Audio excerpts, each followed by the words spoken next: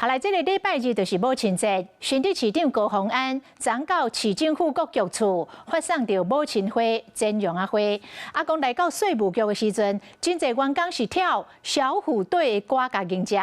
這個影片互人鋪上網絡了後，不少網友罵講，這根本就是拍馬屁、鋪塔的文化。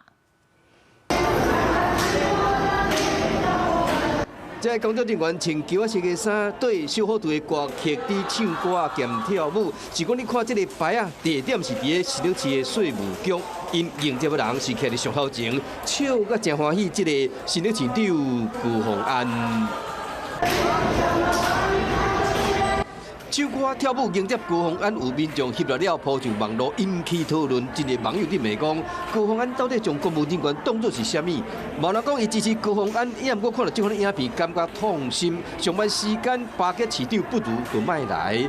嘛毋通想這塊公務人員因何主管逼的。剛好遇到市長來送母親節的康乃馨，我們就想說演一下這樣子，對我們同仁啊，還有每一個民眾的一個祝福。被這樣子誤解，其實我們都覺得很委屈。稅務局員工講，跳舞是因打算佇7月份稅關全國聯合會議表演的。昨拄到高虹安來送剪羊花，臨時預演一個，想要到2026的選戰步步逼近，所以變成地方政壇的討論焦點。市長公開訪視轄下的各單位，怎麼可能會是臨時起意，沒有預先安排？這樣的馬屁文化不該存在於新竹市政府當中。5月是報稅高峰，稅務同仁早已忙翻，不止干擾民眾洽公，更增加公務員負擔。請高虹安體恤基層公務員，不要追求馬屁文化。大家也展現活力，一起來歡度母親節。我想，我們這個社會應該多一點正面的眼光看待。